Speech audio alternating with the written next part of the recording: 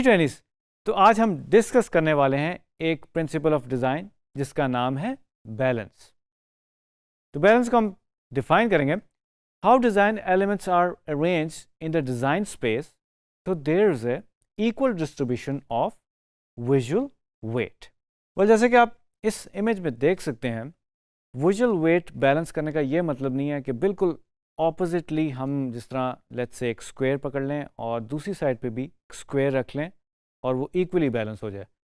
But हम graphic designers इसको visually balance करते हैं और different shapes and different elements के साथ बैलेंस करने की कोशिश करते हैं।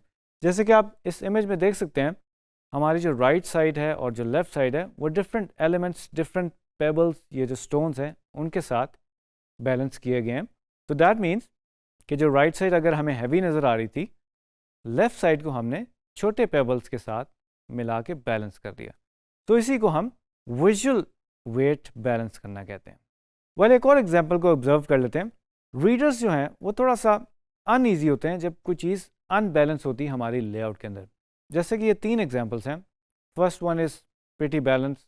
सेकंड में आप देख सकते हैं जो लेफ़्ट साइड है वो थोड़ी सी नीचे की तरफ झुक रही है, और आखिरी में बिल्कुल डिज़ास्टर हो गया, जो हमारी जो लेफ़्ट साइड है वो बहुत ज़्यादा भारी हो गई है, यानी wait wise, visual wait wise काफ़ी भारी हो गई है, जिसकी वजह से थोड़ी सी डिस्ट्रैक्शन है और अनईजीनेस है।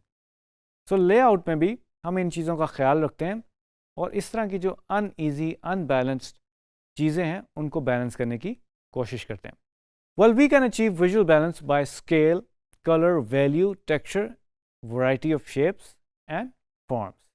वेल, बीटल्स जो एक बहुत मशहूर बैंड है उसका एक ये पोस्टर है, और इसमें आप देख सकते हैं डिज़ाइनर ने बहुत ही इंटेलिजेंटली एक इलस्ट्रेशन बनाई है जिसके अंदर उसने उसके जो हेयर का जो स्ट्रक्चर है, जो बैंड मेंबर्स हैं चारों का, वो यूज़ किया है, और वो डिफरेंट शेप्स हैं एंड डिफरेंट कलर्स हैं, बट उसने बड़े तरीके से और बहुत इंटेलिजेंटली उनको बैलेंस भी किया है।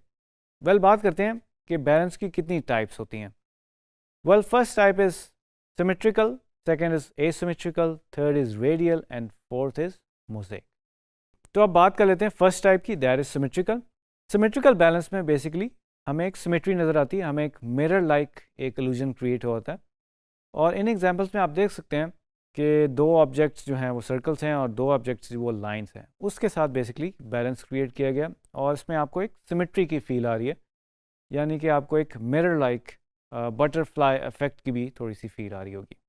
जो सेकंड ऑप्शन है दैट इज़ एसिमेट्रिकल बैलेंस, यानी कि इसके अंदर सिमेट्री नहीं होती, और हम एसिमेट्रिकल को कहते हैं ये हैं कि थोड़ी सी एक चीज़ जो है वो ऑफ होती है और बाकी चीज़ें जो हैं, यानी कि जो सर्कल है वो एक अलोन एलिमेंट है और बाकी जो 3 स्क्वायर्स हैं वो डिफरेंट एलिमेंट्स हैं।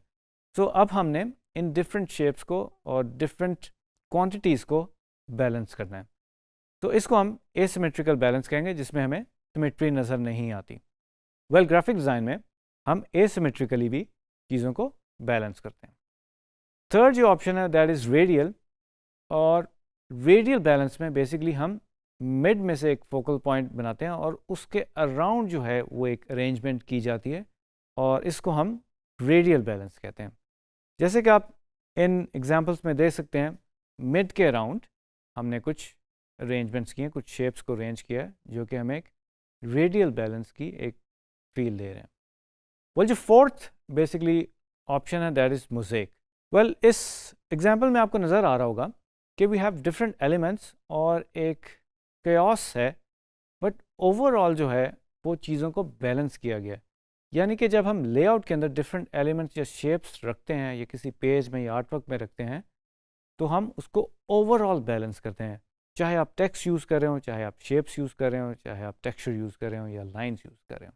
तो इसको हम मोज़ेक बैलेंस कहते हैं।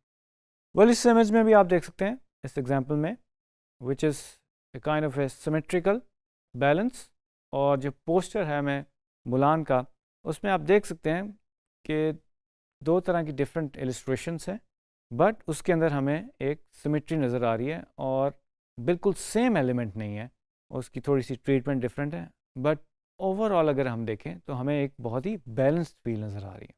G20s, तो उम्मीद करता हूँ कि बैलेंस को आपने ग्राफिक डिज़ाइन में समझा होगा, जो एक प्रिंसिपल ऑफ डिज़ाइन है, और आप इसको फर्दर एक्सप्लोर करेंगे। तो मिलेंगे नेक्स्ट वीडियो में एक नए प्रिंसिपल ऑफ डिज़ाइन के साथ।